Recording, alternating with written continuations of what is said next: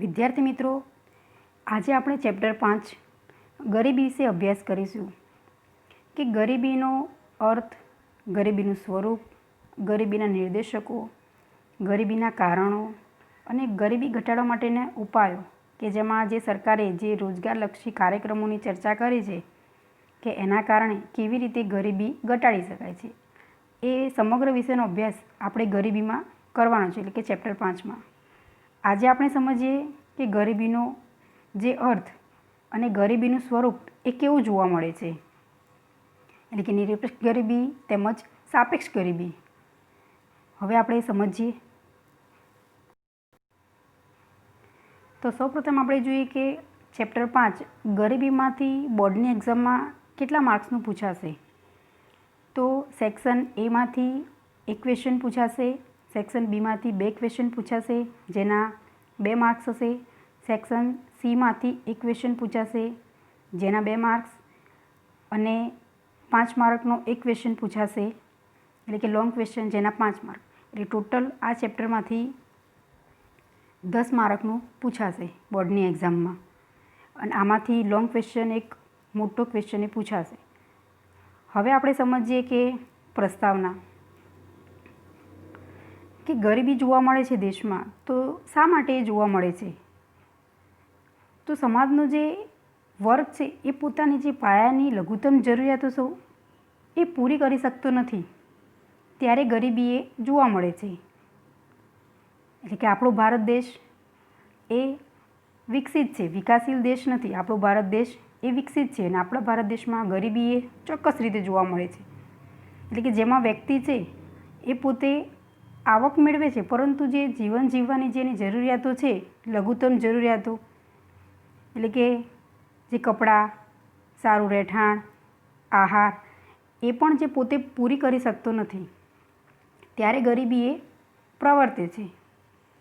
એટલે કે મોટાભાગના જે વિકાસમાન દેશો છે કે જેમાં માથાદીઠ આવક છે એ નીચી જોવા મળે છે અને આવક છે એની વહેંચણી અસમાન રીતે જોવા મળે છે, ત્યારે ગરીબી જોવા મળે છે આપણને.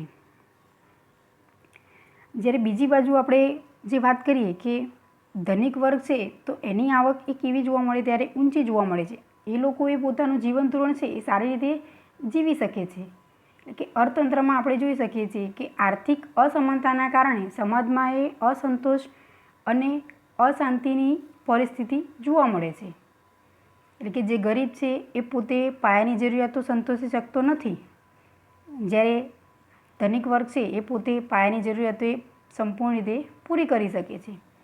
આમ માનવ વિકાસ અહેવાલ છે એના મત મુજબ આર્થિક વિકાસ તે સાધન છે અને માનવ વિકાસ છે તે ધ્યેય છે.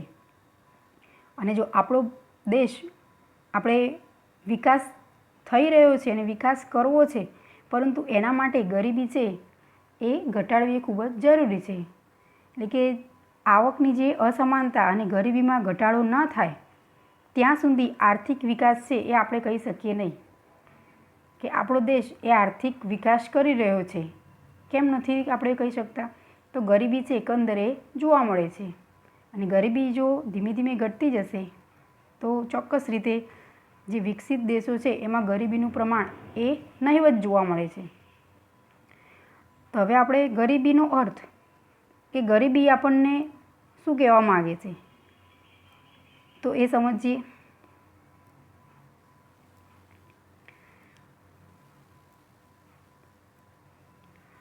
તો ગરીબીનો અર્થ એટલે કે સમાજનો એક મોટો વર્ગ પોતાની પાયાની લઘુત્તમ જીવન જીવવાની જે જરૂરિયાતો છે એ સંતોષી શકતો નથી, તો તે પરિસ્થિતિને ગરીબી કહેવામાં આવે છે.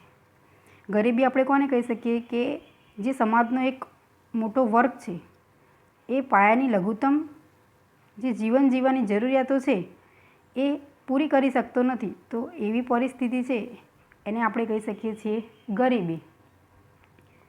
એટલે કે જે નક્કી કરેલું છે, જે ગરીબી રેખા કરતાં પણ પોતે એટલી આવક મેળવી શકતા નથી, એટલે કે રહેવા માટેનું ઘર, કપડાં અને જે ખોરાક એ પૂરી કરી શકતા નથી, તો એ ગરીબીમાં સમાવેશ કરવામાં આવે છે. આમ વિકસિત અને વિકાસશીલ દેશોમાં ગરીબીને જે આપણે નક્કી કરતા ધોરણો છે એમાં ચોક્કસ તફાવત જોવા મળે છે, અને આ તફાવતને આપણે બે ભાગમાં વહેંચી શકીએ છીએ. તો એક છે આવક ગરીબી અને બીજું છે બિન આવક ગરીબી. તો આવક ગરીબી આપણે કોને કહી શકીએ છીએ? આવક ગરીબીને બીજી રીતે આપણે કહી શકીએ છીએ કે પરંપરાગત જે અર્થ છે, અને બીજું છે બિન આવક ગરીબી. તો સૌપ્રથમ આપણે જોઈએ કે આવક ગરીબી એટલે શું? તો જીવન જરૂરી ચીજ વસ્તુઓ અને સેવાઓને ખરીદવા માટે નક્કી કરવામાં આવક કે ખર્ચની લઘુત્તમ સપાટીથી ઓછી આવક ધરાવનાર વર્ગ એ ગરીબ કહેવાય છે. તો આ આપણે અહીં કહી શકીએ છીએ કે આ આવક ગરીબી દર્શાવી, એટલે કે જે જીવન જરૂરી ચીજ વસ્તુઓ છે એને ખરીદી કરવા માટે આવક કે ખર્ચ કરવાની જે લઘુત્તમ સપાટીથી ઓછી આવક ધરાવનાર વર્ગ છે એ આવક ગરીબીમાં સમાવેશ કરવામાં આવે છે.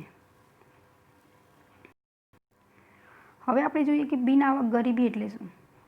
તો લઘુત્તમ સરેરાશ જીવન ધોરણ માટે જરૂરી ખોરાક ઉપરાંત અન્ય પાયાની સગવડો જેવી કે કપડાં, રહેઠાણ, આરોગ્ય, શિક્ષણ, સ્વચ્છતા, પાણી વગેરેનો સમાવેશ થાય છે. અને બિન આવક ગરીબીમાં આપણે આને ઓળખી શકીએ છીએ કે જેમાં પાયાની જરૂરિયાતો એટલે કે કપડાં, રહેઠાણ, આરોગ્ય, શિક્ષણ, સ્વચ્છતા અને પાણી, એટલે કે લઘુત્તમ સરેરાશ જીવન ધોરણ માટે જરૂરી ખોરાક ઉપરાંત અન્ય જે પાયાની સગવડો છે એનો સમાવેશ એ બિન આવક ગરીબીમાં કરવામાં આવે છે. હવે આપણે એવું ના કહી શકીએ કે ગરીબી છે એ આવકની રીતે જ વ્યક્તિ પાસે આપણે ઉદ્ભવે છે. એના બીજા જે માનવ વિકાસ અહેવાલ આપણે રજૂ કર્યો છે સરકારે, એમાં પણ શું દર્શાવવામાં આવે છે કે ગરીબી એ બીજી રીતે પણ આપણે જોઈ શકીએ છીએ કે માનવ વિકાસના અહેવાલ માટે જરૂરી બાબતો છે કે શિક્ષણ, આયુષ્ય અને જે જીવન ધોરણ એનો પણ અહીં સમાવેશ કરવામાં આવે છે કે વ્યક્તિ પાસે એ નથી તો એને પણ આપણે અહીં જોઈ શકીએ છીએ. આમ માનવ વિકાસ અહેવાલમાં માનવ વિકાસ આંક અને માનવ ગરીબી આંક છે એમાં મુખ્ય રીતે જે શિક્ષણ, આરોગ્ય અને સારા જીવન ધોરણનો અહીં સમાવેશ કરવામાં આવ્યો છે. હવે આપણે જોઈએ કે ગરીબીનું સ્વરૂપ. ગરીબીનું સ્વરૂપ છે એને આપણે બે રીતે આપણે જોઈ શકીએ છીએ. એક તો છે નિરપેક્ષ ગરીબી અને બીજી છે સાપેક્ષ ગરીબી.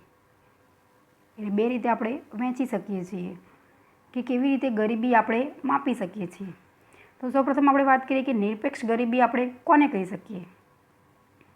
તો જે વ્યક્તિ પોતે જીવન જીવવાની જે લઘુત્તમ જરૂરિયાતો સંતોષવા માટે જરૂરી જે ચીજવસ્તુઓ અને સેવાઓ ખરીદવા માટે નક્કી કરવામાં આવેલ આવક કે ખર્ચની લઘુત્તમ સપાટી છે એ અહીં આપણે ગરીબી રેખા છે.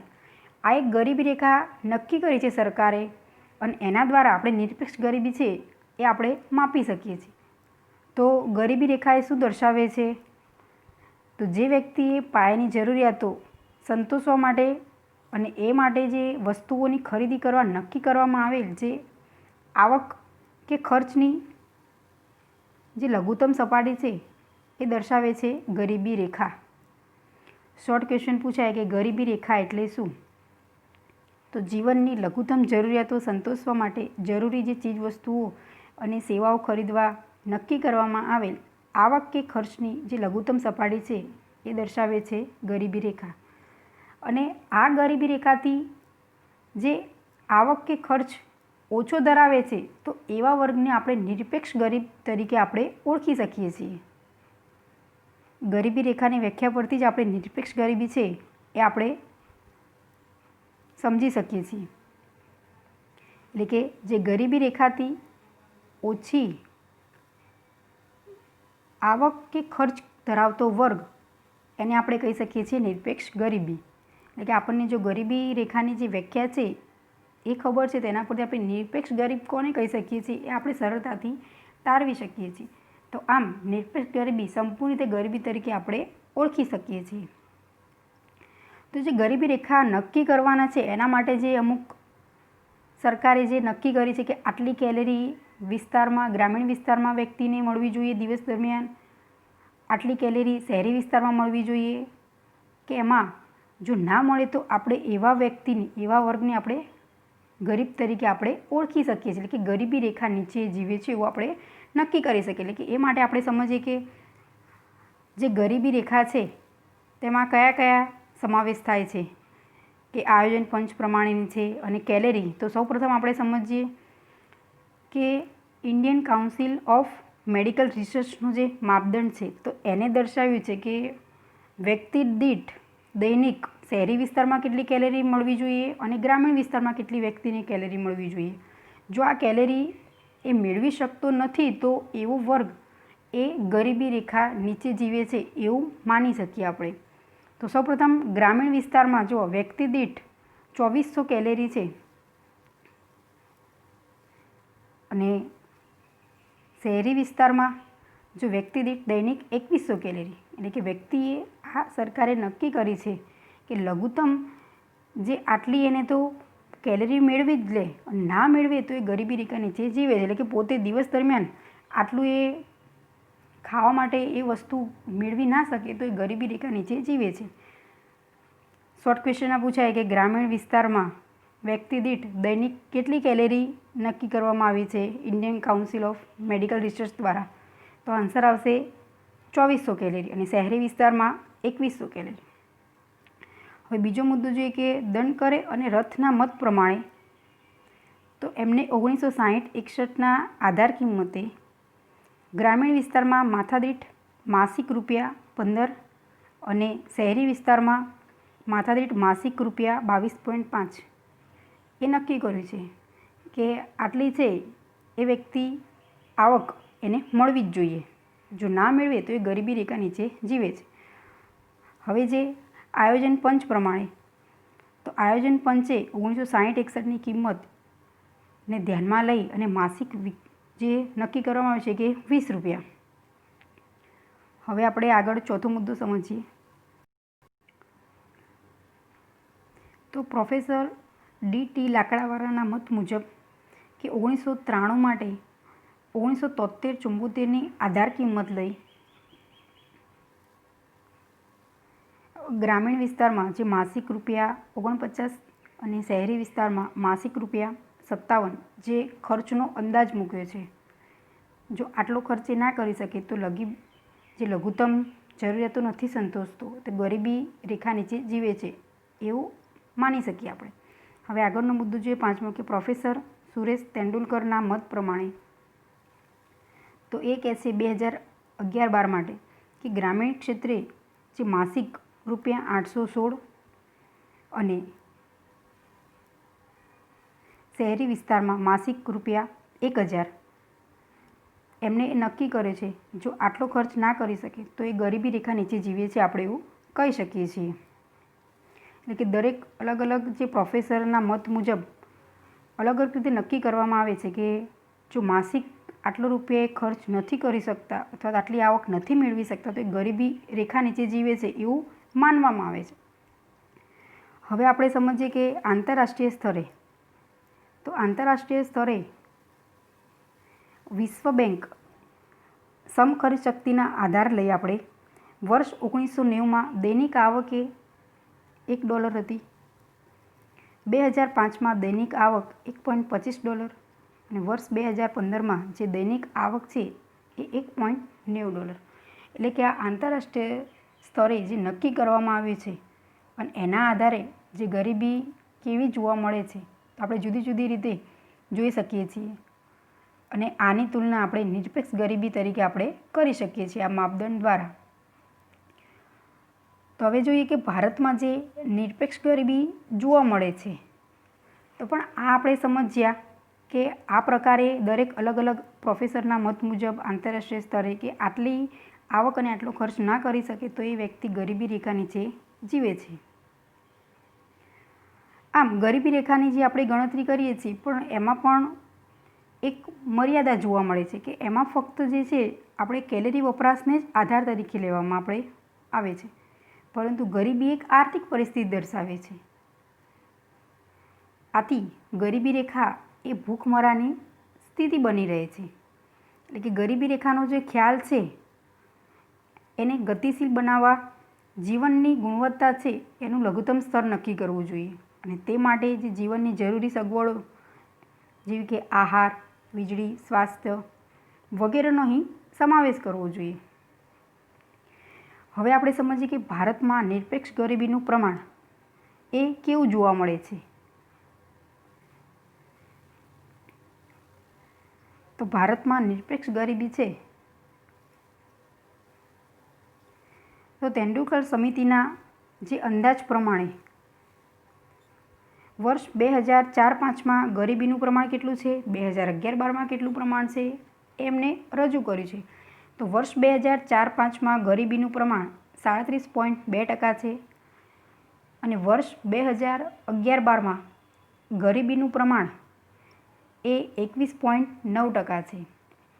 એટલે કે આપણે જોઈ શકીએ છીએ કે ગરીબીનું પ્રમાણ છે એ વર્ષ 4-5 કરતાં 11-12માં છે એ ઘટાડો થયો છે. એટલે કે એકંદરે આ આંકડાકીય માહિતી પરથી ખબર પડે કે આપણને ગરીબી છે એ ઘટતી જોવા મળે છે.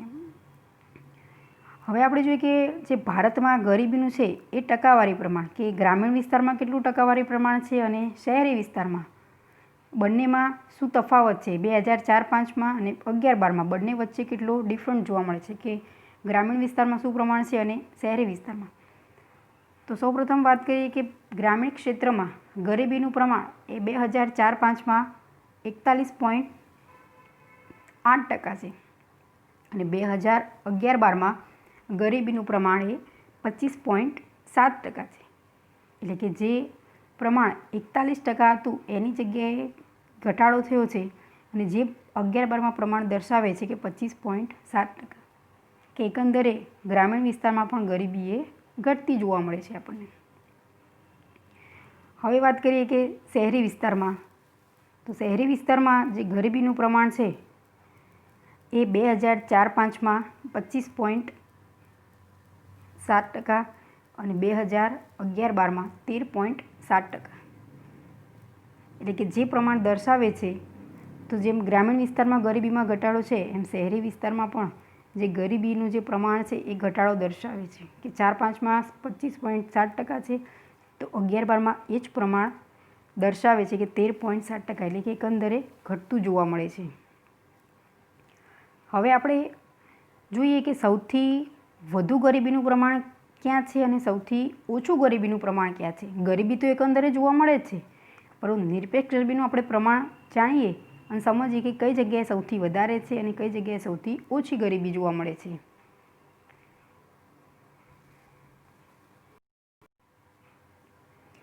કે આયોજન પંચના અહેવાલ પ્રમાણે કયા રાજ્યમાં સૌથી વધારે ગરીબી દર્શાવે છે અને કયા રાજ્યમાં સૌથી ઓછી ગરીબી દર્શાવે છે. આમ ગરીબીનું પ્રમાણ છે એ 10%થી ઓછા કેટલા રાજ્યો છે, કે એનાથી 10થી 20%માં કેટલા રાજ્યોનો સમાવેશ થાય છે. આમ એકંદરે આ રીતે આપણે માહિતી મેળવી શકીએ. પરંતુ આપણે સૌથી અગત્યના જે ક્વેશ્ચન છે, શોર્ટ ક્વેશ્ચનમાં પૂછાય છે કે ગરીબીનું પ્રમાણ સૌથી વધુ ક્યાં જોવા મળે છે અને કેટલું જોવા મળે છે. બીજો ક્વેશ્ચન પૂછાય કે ગરીબીનું પ્રમાણ એ સૌથી ઓછું ક્યાં છે અને કેટલું જોવા મળે છે, કયા રાજ્યમાં. તો સૌથી વધારે પ્રમાણ છે એ છત્તીસગઢમાં છે, જે 39.93%, અને સૌથી ઓછું પ્રમાણ છે એ ગોવામાં છે, 5.09%. શોર્ટ ક્વેશ્ચનમાં પૂછાય છે આ સૌથી વધારે પ્રમાણ ક્યાં છે અને સૌથી ઓછું પ્રમાણ ક્યાં છે. તો સૌથી વધારે ગરીબી પ્રમાણ જોવા મળે છે તો છત્તીસગઢમાં છે અને જે દર્શાવે છે કે 39.93%. અને સૌથી ઓછી ગરીબીનું પ્રમાણ દર્શાવતું જે રાજ્ય છે એ ગોવા છે, કે જેમાં ગરીબીનું પ્રમાણ એ 5.09% જોવા મળે છે.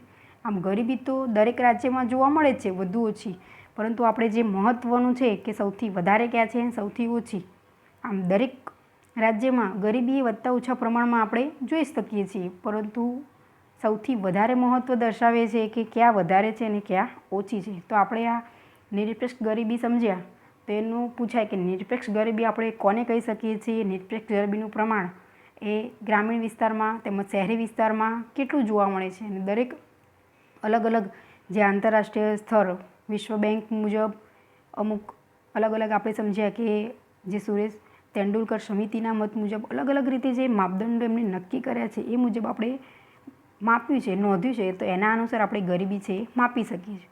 તો હવે આપણે બીજો પોઈન્ટ સમજીએ કે સાપેક્ષ ગરીબી. સૌપ્રથમ આપણે નિરપેક્ષ ગરીબી સમજ્યા, તો હવે આપણે કોને કહી શકીશું? સાપેક્ષ ગરીબી. તો સામાન્ય રીતે વાત કરું, સાપેક્ષ ગરીબી એટલે કે જે જુદા જુદા વર્ગની આવકની અસમાન વહેંચણીને આપણે અહીં ધ્યાનમાં લેવાની છે. સાપેક્ષ ગરીબી છે જુદા જુદા વર્ગોની આવકની અસમાન વહેંચણી છે એને અહીં ધ્યાનમાં લેવાની છે. તો સાપેક્ષ ગરીબી આપણે કોને કહી શકીએ? તો જે સમાજના લોકોની જુદી જુદી આવક વિભાજિત કરી અન્ય વર્ગો સાથેની તુલનામાં કોઈ એક વર્ગની આવક ઓછી હોવાથી તે સાપેક્ષ ગરીબી દર્શાવે છે. તો સમાજના લોકો છે એમની આવક કેવી જોવા મળે છે આપણને? જુદી જુદી, અને એ વિભાજિત કરવાની આપણે અને અન્ય વર્ગો સાથે એની તુલના કરવાની છે, અને જે ઓછી આવક છે એ દર્શાવે છે કે સાપેક્ષ ગરીબી. સામર્થ્ય હું તમને કહું કે કોને આપણે સાપેક્ષ ગરીબી કહી શકીએ, તો એક વ્યક્તિની આવકને આપણે બીજી વ્યક્તિ સાથે સરખામણી કરીએ છીએ અને બેમાંથી જે વ્યક્તિની આવક એ આપણે ઓછી છે તો કહી શકીએ છીએ કે એ વ્યક્તિ કરતાં બી વ્યક્તિ છે એ સાપેક્ષ રીતે ગરીબ છે. તો બે વ્યક્તિને આપણે શું કરી છે? આવકની સરખામણી કરીએ છીએ, તુલના છે. આવક છે અલગ અલગ જોવા મળે છે, દરેક વ્યક્તિ છે એની આવક કેવી હશે? અલગ અલગ જોવા મળે છે. અને આમ એ આવકને આપણે ધ્યાનમાં રાખી આવક જૂથમાં જે વિભાજિત કરીએ છીએ અને એની અસમાનતા છે આપણને અહીં જોવા મળે છે સાપેક્ષ ગરીબીમાં. આમ સમાજનો જે વર્ગ છે તેની આવક અલગ અલગ જોવા મળે છે, અને આવક જૂથના આધારે આપણે એ સ્તરમાં જે તફાવત આપણે જોવા મળે છે એને આપણે સાપેક્ષ ગરીબી આપણે કહી શકીએ છીએ. ઉદાહરણ દ્વારા આપણે સમજીએ કે સાપેક્ષ ગરીબી કેવી રીતે આપણે ઓળખી શકીએ છીએ. મેં તમને સામાન્ય કીધું કે એક વ્યક્તિની આવક આપણે બીજી વ્યક્તિ સાથે સરખામણી કરીએ છીએ અને એમાંથી જે ઓછી આવક ધરાવનાર વ્યક્તિ છે તો એ વધુ આવક ધરાવનાર વ્યક્તિ સમક્ષ એ ગરીબ ગણવામાં આવે છે. પણ કેવો ગરીબ છે? સાપેક્ષ ગરીબ. એ પોતે પાયાની જરૂરિયાતો તો સંતોષી શકે જ છે, એ નિરપેક્ષ ગરીબીમાં સમાવેશ એનો થતો નથી, પરંતુ શેમાં આપણે એનો સમાવેશ કરી શકીએ છીએ? સાપેક્ષ ગરીબીમાં. નિરપેક્ષ ગરીબીમાં આપણે એ જ ધ્યાનમાં રાખ્યું છે કે લઘુત્તમ જે વપરાશ છે એ કરી શકતો નથી, એટલે કે પોતાની પાયાની જરૂરિયાતો જે સંતોષવા માટે એટલો ખર્ચ પણ કરી શકતો નથી, એ વ્યક્તિ એટલી આવક મેળવી શકતો નથી. તો એવા વર્ગની વાત આપણે નિરપેક્ષ ગરીબીમાં કરી. પરંતુ સાપેક્ષ રીતે ગરીબી કોને કહી શકીએ છીએ? તો એ પોતે વ્યક્તિ પાયાની જરૂરિયાતો સંતોષી શકે છે, પરંતુ એ અન્ય વ્યક્તિની આવકની જ્યારે આપણે તુલના કરીએ છીએ તો એના કરતાં એ ઓછી ધરાવે છે, તો એ સાપેક્ષ ગરીબી છે. તો અહીં મેં ઉદાહરણ લીધું છે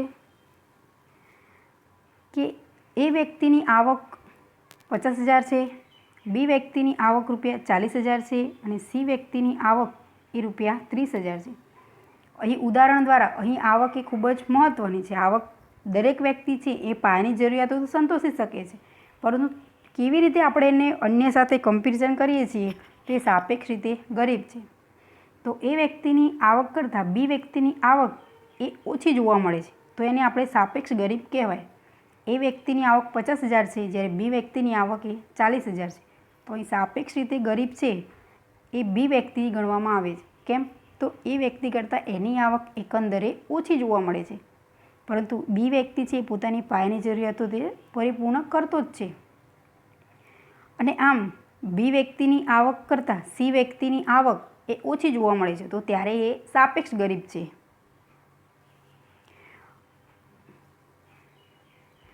હવે વાત કરીએ કે બી વ્યક્તિની તુલના એ સાથે કરવામાં આવે તો તે સાપેક્ષ ગરીબ છે.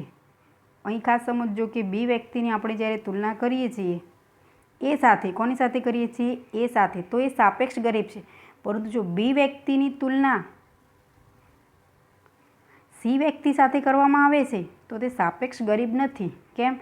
તો એની આવક એ સી વ્યક્તિની આવક કરતાં વધારે છે. કેમ? તો સી વ્યક્તિની આવક એ 30,000 છે જ્યારે બી વ્યક્તિની આવક એ 40,000 છે, એટલે કે એની આવક એ વધુ છે, તો અહીં એ સાપેક્ષ રીતે ગરીબ નથી. જ્યારે એ વ્યક્તિ સાથે તુલના કરીએ છીએ તો બી વ્યક્તિ એ સાપેક્ષ ગરીબ છે, પરંતુ બી વ્યક્તિની તુલના આપણે સી સાથે કરવામાં આવે છે તો એ વ્યક્તિ ત્યારે સાપેક્ષ રીતે ગરીબ નથી. કેમ? તો ત્યારે એની આવક એ સી વ્યક્તિ કરતાં બી વ્યક્તિની આવક એ વધારે છે, એટલે કે 30,000 કરતાં 40,000 વધુ આવક ધરાવે છે, માટે સાપેક્ષ રીતે ગરીબ નથી દર્શાવાતું. આમ સાપેક્ષ ગરીબીમાં દરેક વ્યક્તિએ પોતાની જે પાયાની જરૂરિયાતો છે એ સંતોષતો જ જોવા મળે છે, પરંતુ આપણે એને અન્ય સાથે જે તુલના કરીએ છીએ, અન્ય વ્યક્તિની આવક સાથે, સમાજના કોઈ વર્ગની અન્ય વર્ગ સાથે આપણે તુલના કરીએ છીએ વ્યક્તિઓ સાથે, ત્યારે સાપેક્ષ રીતે ગરીબ છે એમ આપણે કહી શકીએ છીએ. આમ સાપેક્ષ રીતે ગરીબી છે એ ક્વેશ્ચન પૂછાય છે કે સાપેક્ષ ગરીબી કોને કહી શકીએ છીએ, તેનો અર્થ અને એનું ઉદાહરણ લખવાનું કે સાપેક્ષ રીતે ગરીબી એટલે શું અને તેનું ઉદાહરણ. હવે આપણે નેક્સ્ટ લેક્ચરમાં સમજીશું કે ગરીબીના જે નિર્દેશકો